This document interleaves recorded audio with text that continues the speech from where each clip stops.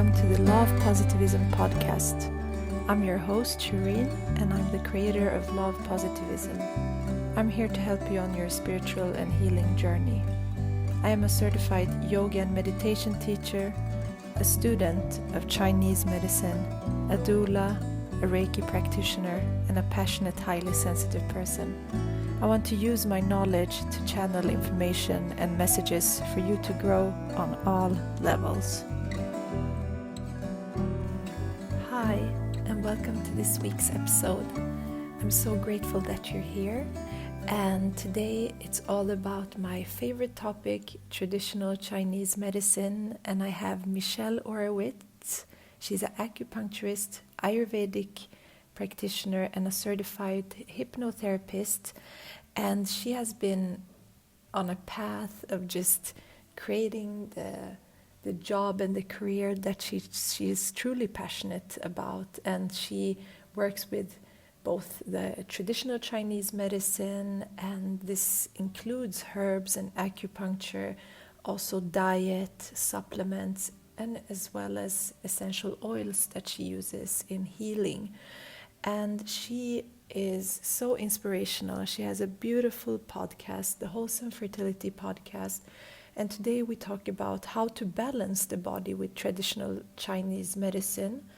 We tap into certain conditions like IBS, period pain, thyroid issues, our cycles, and so on, and how to view these different conditions as imbalances that you can balance out through lifestyle and other ways that we practice in Chinese medicine.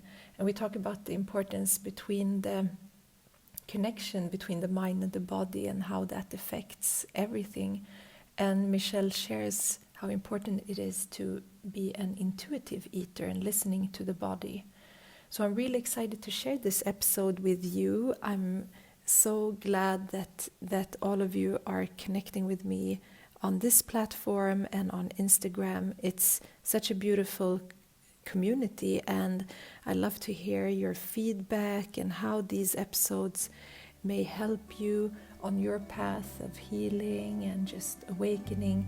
So thank you so much for being here, and enjoy today's episode. Hi, Michelle. Welcome to the podcast. Hi, Shireen. Thank you so much for having me. I'm so glad that you're here and that we're connecting.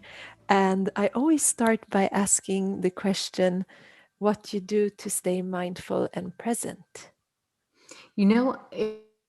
It's really about reminding myself. Every single day at one point or another, I have moments of reminding myself or reminders. But the biggest thing really is meditation. And what type of meditation do you practice? I do a bunch of different things. One of them is where I scan myself. I scan my body. And if I'm going through a particular challenge in my life in general, I scan myself, and we tend to feel our emotions through our body. We don't realize that, but we actually do. So I scan my body, I scan where I feel it, and then I become aware if I'm holding tension, and I just start to breathe into that area and just really focus on my breath, because the breath only happens in the present moment. You can't imagine the breath because it's right here. So as long as you're really with your breath, you have to be in the present moment. So I get into that. And then as I do that, it actually releases me automatically. And I really do believe that our bodies and minds are programmed to get to that place. They always want to get to that place of balance. So that is how I personally connect. That's beautiful. Thank you for sharing that. And I love meditation with focus on the breath too. I think it's easier than to stop thinking and just focus on the present. Absolutely. Practice. I'm so glad that you're here. I've been just connecting with you through just energy for the past a long while now, because you have a beautiful podcast, and I would like for you to start by introducing yourselves to the listeners so they can get to know you, and then we can get into the topics. Yeah, absolutely. And by the way, thank you so much just for all the kind words and for being on the journey with me. Because for me, it comes down to, it doesn't matter what you have to say if you don't have peace with it, and you're connecting with them on some kind of energetic level, because that's what really makes everything real, is when you're really truly connecting with people. So to me, that really means the world. It's such a gift to hear. And I do remember you. I remember you in my group, and I remember speaking with you, and I always felt like a good positive energy from you. Thank You know, it's interesting. Even if you don't know somebody, you kind of automatically just feel intuitively. So yeah, my background is actually, you know, if you really go back to my previous life, I used to be an architect, and I worked in New York City. And I had many years of imbalanced periods. Really, since I've gotten my period, I was very, very hormonally imbalanced, but I didn't really know what to do. And I went to doctors, and they gave me birth control pill. It was never really like a solution. And I knew intuitively, like, that's not really a solution, because it's not fixing anything. It's just me depending on something to make it look like it's normal. And so years and years and years, I was doing that, and I was working as an architect, and I finally went to an acupuncturist, and that moment changed my life. He basically regulated my period, and I started to feel almost like an awakening energetically, not just in my body, but also in my mind. My skin cleared up. I felt like I was starting to align on so many levels. And so between that, and then also reading The Power of the Subconscious Mind by Joseph Murphy, about really manifesting our life and writing it down, and how our minds and our thoughts can really impact our magnetism towards things that we want, and realizing how powerful that is. So it kind of sent me on a journey to find and align myself with what I really wanted to do in life. And eventually left my job as an architect, which took a lot. It was very scary, because, you know, you go to school, you study, you commit yourself to something for so long, and then you realize it's not really working out. And it could be like that for anything, any kind of relationship or whatever it is. It's something that's not aligning. And then realizing, wow, this is really sucking the life out of me. I need to go and find what is truly my destiny. And so I went back to school for Ayurveda, and then I went to school and had my kids, which I thank my acupuncturist for, because had I not gone to him, had he not regulated my period, I don't think that I would have had an easy time getting pregnant. So had my kids, sold art online, you know, did things in between so that I was able to stay home. And then eventually went back to school for acupuncture. And now I'm working with women trying to conceive, trying to get pregnant, and working in fertility. And it's just one of the most beautiful things I've ever done. I feel such joy and such a reward for working with the community. And the community is one of the most beautiful communities I can ever describe, of just people that are really genuinely so sweet and connected and supportive of each other. So I'm really blessed. And throughout this, I started a podcast, because I was listening to a lot of podcasts as I started to specialize in fertility. And it inspired me to start a podcast, because I said, what's the best way to learn even more in your field is to interview a bunch of different experts, and then to also talk about it. And so that's what I did.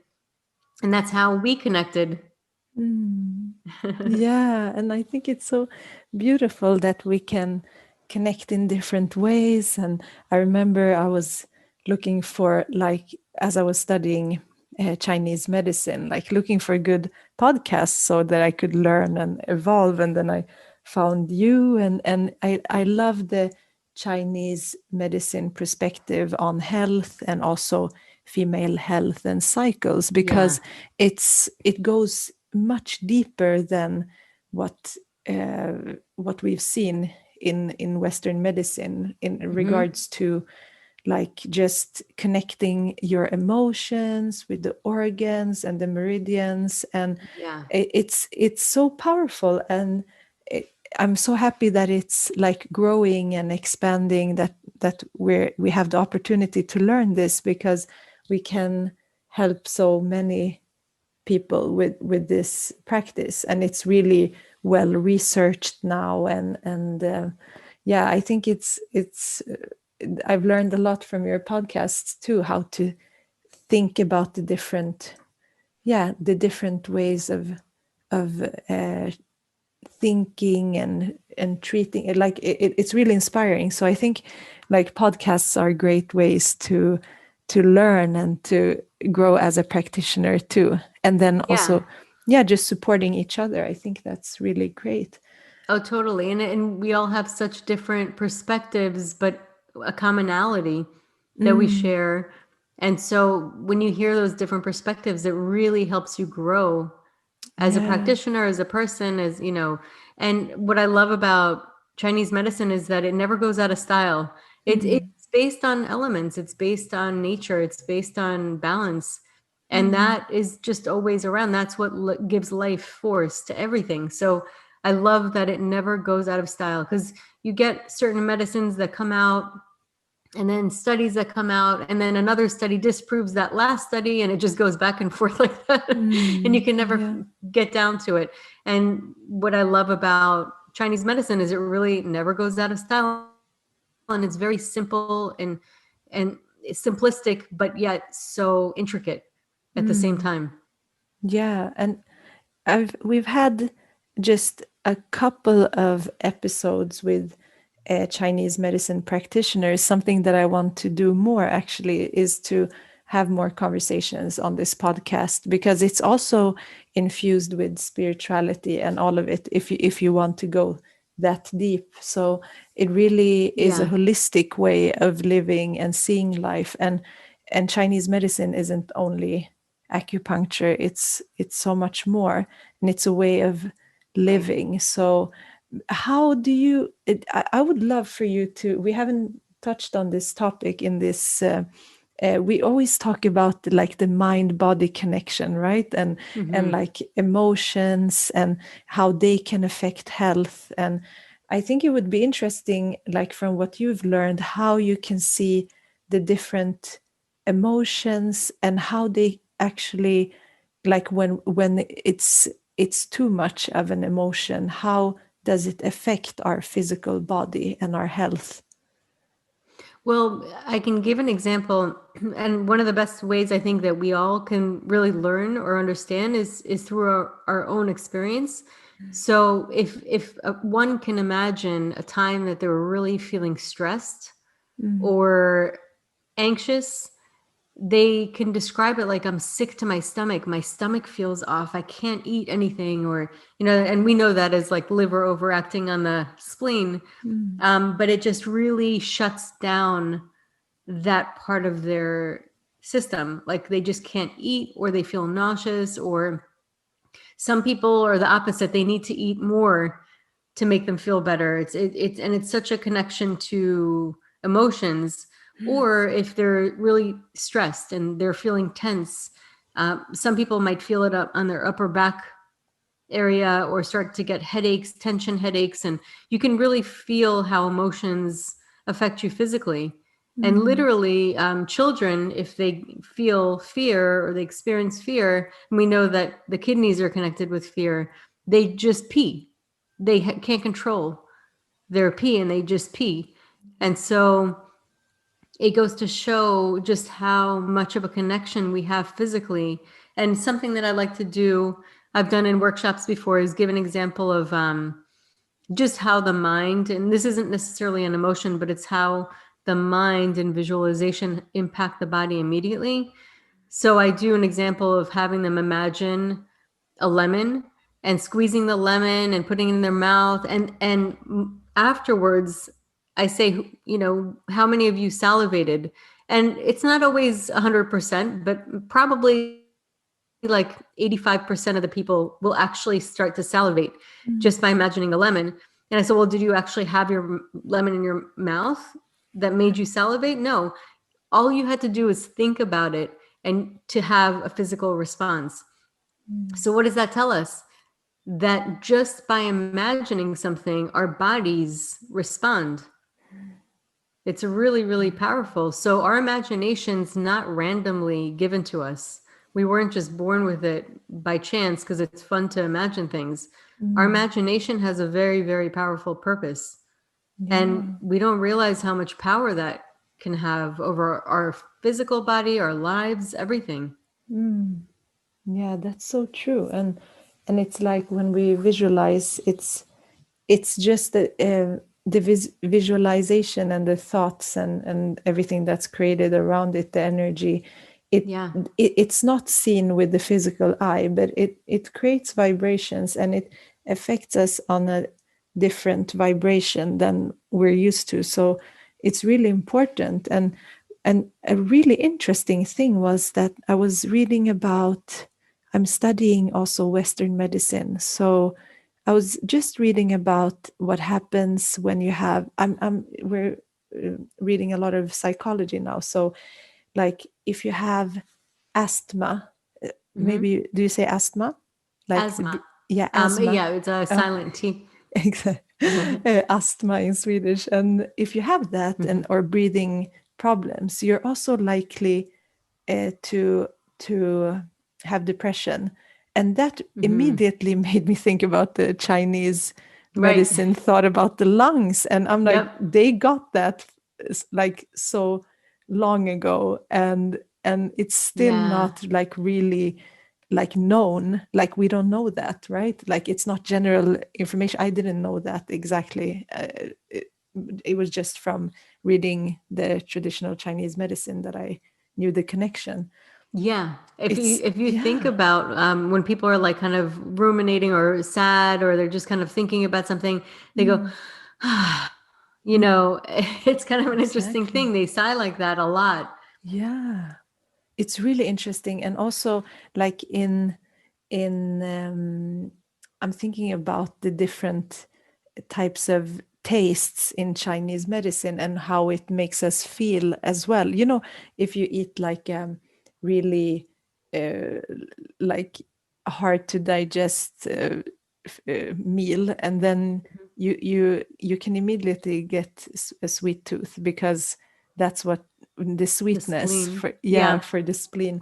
So it's really interesting. And I think it's, we had class with also how, when it comes to acupuncture, how the needles work on a physiological plane, like how like for pain, for example. It's Hmm. used a lot in pain management, and here in Sweden it's used in labor in the hospitals as well, because Hmm. it has a direct effect on the neurons and how the body is perceiving pain. Hmm. um, so it's really interesting. And I think if we had more like knowledge about this, I think we can do so much more, especially in the areas of health where Western medicine can't do. One of the female, or two issues that many women have.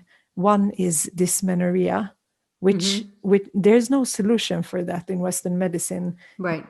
That's like painful Besides periods, right? Advil. Yeah. Yeah. And also endometriosis. Maybe Hmm. you can talk about those two conditions, because you work with women that have those, and it's so, like, there's so many women that don't know what to do about it. Hmm. Well, for sure, it's some form of stagnation, really, for both of them. But it really depends. Some people have it because they have excess cold Mm.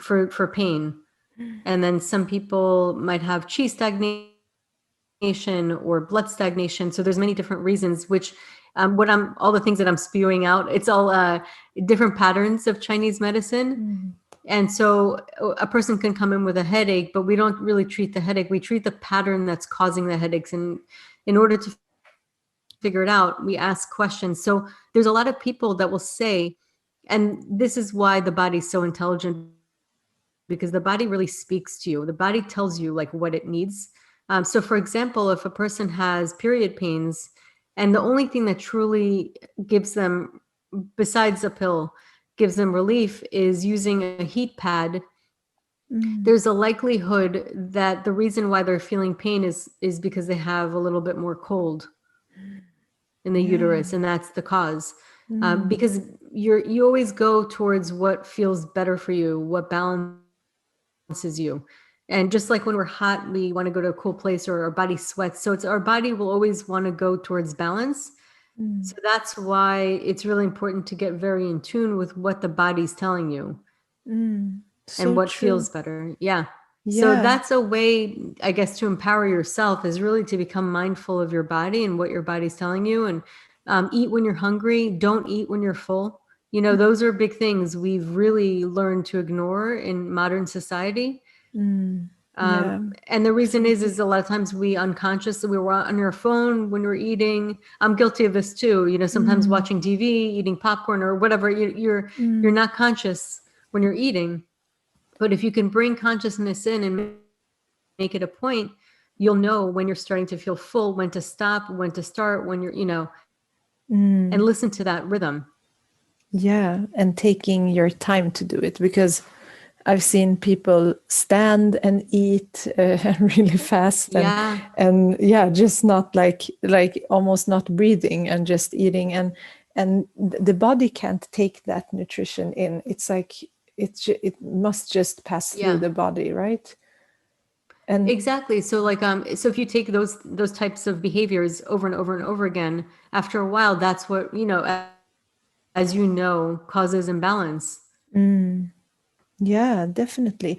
And I love what you said about being like, I think many of us, because we're thinking so much, we start forgetting, we disconnect, like we're Hmm. like a head without a body. So we're not really paying Hmm. attention to the signs. But as we start studying these things, it doesn't mean that you have to become an acupuncturist, but just learning a little bit about these Yeah. signs, and then you can start it. You can have like a simple book just to look things up for yourself, and you see, oh, okay, I'm sweating in nighttime. What does that mean? And Yeah. why is this happening? Am I eating these types of foods? Am I not drinking enough water? Like, you can just start tweaking, and in that way being very intuitive. And I think now has, like, the past decade has been like so many different diets Hmm. and ways of working out, and all bodies are different. And we have Exactly. it's this we had a weekend with just like um food, and how we should help clients with, yeah, with what they can eat for the different patterns, and also the type of body. My teacher showed us different types of bodies, and but it's funny because usually also we are drawn to that which balances us, but sometimes we're Hmm. also drawn to that which is not good for us. It just like makes the things worse. Like, if you're really, you have a cold, like you Hmm. have a cold body, more yin, but still you're maybe have this um, thin body. Maybe you want to go towards eating cold salads, Yeah. but it's not good for you. It's actually making it worse, and maybe eating a lot of raw things. And I love that it's so easy when you learn it, then it makes Hmm. sense. Yeah, and I'll mention this. I mean, the same thing with like when I studied Ayurveda, we did Vata, Pitta, Kapha, the different body Mm, types, and yeah. a lot of people who are Pitta, they have excess heat and they tend to crave spicy food. But let me tell you, the key thing is that even though that's an addiction, it's not your body trying to work Mm, itself out. It's an addiction. It's more of that kind of relationship, mm, and you will feel it. They'll have diarrhea or really, it won't feel good. And yeah. that's another way to start reading the body. So it's Mm, not always easy, when the body guides us, because we're used to what we're used to, and we have set behaviors, we have set habits, and we have certain addictions. Some of us have sweet tooth, and that's an addiction, and it does actually trigger the brain very similar to like nicotine, or it's that kind of satisfaction. Yeah. So in that case, you have to really get into your body and just, what does it feel like? And it's pretty amazing. I have had or heard so many stories of people healing themselves without anything, without going to anybody, just learning and listening to their body and realizing, when I eat dairy, I feel really bad. And so they just little by little started cutting out certain foods and have totally healed themselves without going to anybody, just becoming mindful and learning and reading and kind of getting into their own body. And they would learn different types of diets. But as you said, not all diets are fit for everybody. And they'll find through mindfulness what makes them feel best. And it is amazing. So some people will go to a vegan diet and they feel incredible. And then some people feel incredible with a vegan diet for 3 months, and then they start to get deficient. So it is like kind of a work in progress. You just feel what your body needs for certain times too. Yeah. And in Chinese medicine, like they don't exclude anything, like nothing is bad or good. It's just balancing continuously. So it's really so personalized. It's very Totally. personalized. And yeah, I love it. And I think this is something that you can study your whole life without learning everything. Oh, without a doubt. I feel like the more you learn, the more you realize you don't know anything. It's so much. Yeah, it's crazy, and I love it. And I'm thinking also like common conditions that women have is they can be around what you talked about, like not feeling well, having like issues with the stomach, belly, like having bloating. IBS is so common because of how we've eaten and how we live. And how have you seen a lot of clients with this issue? Yeah. It's crazy how important the digestive system is. And it's really at the core of everything. I mean, if we, from a Chinese medicine perspective, that's what builds our blood. And for women, blood is everything. And Yeah. so if you don't have the digestive, that's the center, really. Yeah. So, And yeah, super important. yeah, the blood deficiency is I feel like it's also common with young women, and when we and that's one of the like key substances or the fluids in the body.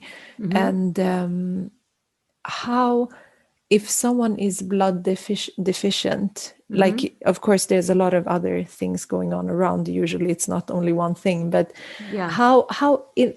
because from a Western perspective they look at your blood and see that you have iron deficiency or low hemoglobin or all of these things, but from a Chinese perspective, what are the symptoms of blood deficiency? Typically, dry eyes, dry skin. They'll feel like it's difficult for them to focus. A lot of times the period might be affected. They may not have a very strong flow. Sometimes they'll get also clots because, as you know, deficiency with blood creates more stagnation. So that's kind of like a secondary pattern that can happen with it. They feel tired. Sometimes at the end of the day, they'll feel a little more lightheaded and tired. Sometimes they feel better if they lay down because the body doesn't feel it and eventually like doesn't get all the blood circulation. Sometimes it can also affect their sleep, their focus, concentration, and it also can cause heart palpitations or anxiety because the blood nourishes the heart. So if it's very chronic, now, just like you mentioned, and I want to tell the audience that it's important to note that it doesn't mean you're anemic. If we as Chinese medicine practitioners, we can pick it up before it's even shown on the blood labs, on the blood work, No. just by seeing the symptoms. And then if it's more severe, that's when it starts to become anemia. A lot of times people who have blood deficiency tend to have low blood pressure. You'll see that. And they'll, what else was I going to say? Yeah, sometimes having blood deficiency, your heart doesn't get nourished because the heart gets nourished and needs to be nourished by the blood. And so they'll get like heart palpitations randomly, and they'll be more anxious. They'll feel a little more anxious if something happens at work or in relationships. That'll be kind of their go-to emotion when they're more tired, or they'll be more fearful and anxious. Those are like the big things. Yeah, and I think those are very common, and they don't, like, most of us don't know where those things come from, and then we try to energize ourselves with other things. I'm thinking about, Yes, like, just sugar, putting in coffee. exactly, and it's Yeah. not making anything better. And it's really No. the heart is, and the blood, like, all of this is so connected to the soul and the mind, and yeah, just overthinking things can also consume this. So it's I'm For sure. thinking, like, what are the Chinese medicine? There's of course acupuncture and all of that, but what type of diet is and what type of food types are good for blood deficiency? So you want to think earth, you want to think substance, because as we know, the spleen and stomach, which is the digestive system, another thing I just wanted to mention about blood deficiency, a lot of times people will feel tired after they get their period. After they lose blood, they'll get headaches. That's another point, key, because it's showing that when you lost blood, you're actually getting symptoms because you're deficient in blood. So you think about the spleen and stomach. Basically, the spleen and stomach, which is your digestive system, it's in charge of creating blood. That's really the source of that. And so you want to nourish that. And the element for that is earth. So think about sweet potatoes, yams, and obviously to an extent, you don't want to have too much sweet in general, even if it's natural. But that really helps. I say bone broth is amazing. Meat, red meat, beef liver. People don't like to eat beef liver. They can get beef liver pills. When you eat the liver again stores the blood. It also helps with blood production. It also aids the body by eating that which you need from another animal. And a lot of people who are blood deficient, they could be liver blood deficient, and especially when they're in menstrual age, where, as we know, the liver is so important for helping the body prepare for the period. So having liver pills, I find, is great. It's something that I mention to my patients a lot. The key with any kind of meats in general, you don't want to have it too much in general. You want to have it like a certain amount of time per week. And you also want it grass-fed. It really does make a difference on how it impacts the body if it's grass-fed beef. And if it's done consciously, you really feel a difference. But bone broth is incredible. Bone broth people can have every day. Spinach, quinoa can help. So you think about like I said, root vegetables, but white potato, not so much. It's too starchy and it's a little bit more, it's not as nourishing and nutritious as sweet potato. Yeah, exactly. Yeah, so interesting. And beets too. Beets are really good for the blood. And it's interesting too, you'll find with food, if it's red, sometimes there's certain, I guess, hints on what does what for what parts of the body. And beets happen to be really good for the blood, and they're red. They look like blood. Exactly. It really, it's so intuitive in that way, like, to know. I know that I think black sesame seeds are good too, right? Oh, yes. That's a great one, actually. Yeah. Good So call. Yeah. interesting. Black sesame seeds are amazing. Some places they even make like black tahini, which is Yeah, just I have basically, that. it's so good for you. And so if you have a tablespoon a day, if you tend to be blood deficient, another thing is with blood deficiency, people can tend to lose hair. So black sesame seeds is excellent for that. Wow. Yeah, I love those. Both the seed and the tahini is really good. It's so And good. yeah, just eating like it's your medicine as well. And it's still so good. It's not like you become deprived of anything. It's just finding what balances you and try it for a while and see how it makes you feel, because it results can take time, but it Yeah. just, you just need to do it for a while and trust in that process. Actually, what's really good is having red beets and then Mm, sprinkling some. Sometimes you can put the pan on the pan a little on a hot pan, yeah, the black sesame seeds. yeah, It just kind of brings it out and actually cooks it exactly. well. Yeah, And then you sprinkle it on top. It's delicious. exactly. I love doing that, like heating it up and then putting it on like soups or anything. It's so easy. Yeah, because it brings out the flavor and it's actually easier for you to digest that way. Exactly. It must be more like some foods are good to heat up before we eat them. So Yeah. it's, and generally in Chinese medicine, it's not about like drinking and eating cold. And I think it's the same in Ayurveda, right? Because there's like Yep. this Yes. fire digestion that we Hmm. can't like just put on like cold on top of it, because it's so important to keep warm. And I'm Exactly. wondering, Absolutely. And it transforms. yeah, Go ahead. I think the time it was a small lag. Yeah, I know there's In, a little lag. yeah, just in regards to the heat in the body and also digestion and metabolism, I'm thinking about the thyroid, because that's also something that causes issues, especially in women, because it's like overrepresented in women.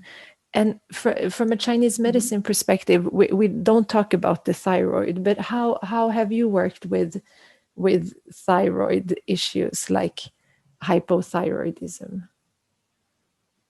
So there's many different kind. One of them has to do with inflammation, Mm, or Hashimoto thyroiditis. So it's a little bit more of an autoimmune.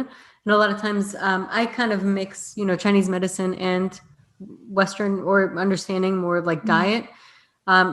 They found that avoiding certain foods like dairy, soy, and corn, and wheat and gluten actually helps a lot. So people do really well with that kind of diet, and then they eat like certain foods that nourish it. Another thing is if you just think about just hypothyroid in general, if you think about what happens to the bodies, it gets colder. And if mm, they do a lot of times the basal body thermometer and they check their temperature throughout the month, they're going to find that typically, like in the follicular phase, which is from the day of your period until the day of ovulation, typically it should be around 97. A mm, lot of times I'll see patients with hypothyroid around 96. And mm, then from ovulation until day of next period, it should be around 98. It goes up around that time, which is a more young energy. mm, And then a lot of times I'll find that people with hypothyroid will be around 97. So I'll have them do maksa, eat more warming mm, foods. Sometimes you can have, we were talking about the agni, is mm, hot lemon and water, but you can also add either a little like a tiny bit of cayenne, a tiny bit of cinnamon, mm. just to get a little bit more heating in the body. And that also Ginger. helps. Yeah, and ginger, exactly. Mm, And that helps also digestion. It helps the digestive fire start right in the morning. So it like starts the day that way, and mm, it eventually encourages the body to keep that warm, your stomach warm, and then also not have anything too cold. Ice cream, avoiding, cold drinks, ice, really, really cold smoothies. I'm not mm. totally against smoothies, just I don't like them when they're freezing, No. like a slushy. Mm, Um, so yeah, so what I found is over time, and in some cases, if they're not doing other treatments, I'll give them herbs too, like mm, herbs that help warm their body. And over time, it's amazing. But I love when people check their temperature at home mm. because it gives me a lot of insight. And I will see they'll start to stabilize the temperature. They'll actually raise their temperature to Wow. 97 in the beginning, 98. And it's really beautiful to see. Another thing too is I'll notice the luteal phase, which is the second part of the cycle, should be a certain amount of time. It shouldn't be too short, because that can affect pregnancy and sustaining a pregnancy. So that will also lengthen a lot of times if you increase the heat in the body and the yang energy. So interesting. I love that. And I think this topic we could explore for a long time together, because there's so much we can get into and so many conditions. But I wanted to bring up these ones because there are a lot of people out there that don't know about this. And this is part of a holistic system. So when your body feels good, you will feel good, and when you're feeling Exactly. good, like your emotions are like balanced, your body is balanced, and we should live in harmony with nature, and what we eat is nature, and we are also nature. So it's so interesting, and I would love for you to just share, like, how can people get in touch with you, and what do you offer right now? So the easiest way now, I have a website with my name. It's www.michelle.oravitz, Michelle with two L's, ORAVITZ.com. That's the easiest way to, it's kind of like my hub. It shows my programs and pretty much everything that I offer, and also has a link to my clinic that I work at, my physical clinic. So I do a lot of online clinical. Now, something that I'm also starting to do, I'm kind of like on the back burner, writing a book about, not only do I work with conception like on a physical level, but I'm kind of getting into this whole idea of conceiving your life purpose and how we conceive mentally all the time. We're constantly creating, we're constantly birthing ideas, birthing our purpose, birthing all kinds of things. And I told you earlier how I felt so unaligned with my purpose. And eventually, once I started to work in my purpose, my energy increased. And it really just makes such a difference in your life when you are in alignment with who you're meant to be. So eventually, I'm going to create a course on that. But that's I'll be having some testers that can test it out first. I love that. I would love to be a tester. And I think our path is so similar, because I have had this similar path as you, and earlier in a different career. And then when you align, like, everything happens so easily. It's just, Yes. you flow. That's So right. I will make sure to have all of your links in the show notes, and I would love to have you back to talk more, because I think we can dive deeper into some of these topics. So I want to thank you so much. Yeah, this is so much fun. Yeah, I want to thank you so much for joining. Thank you.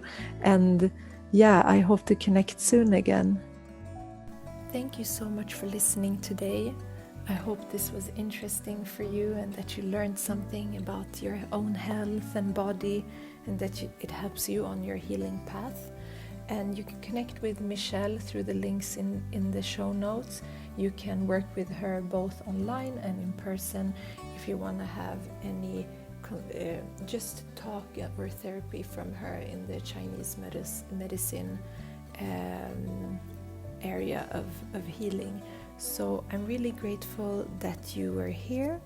Let's take a deep breath in together, in through the nose, exhaling out from the mouth, and namaste.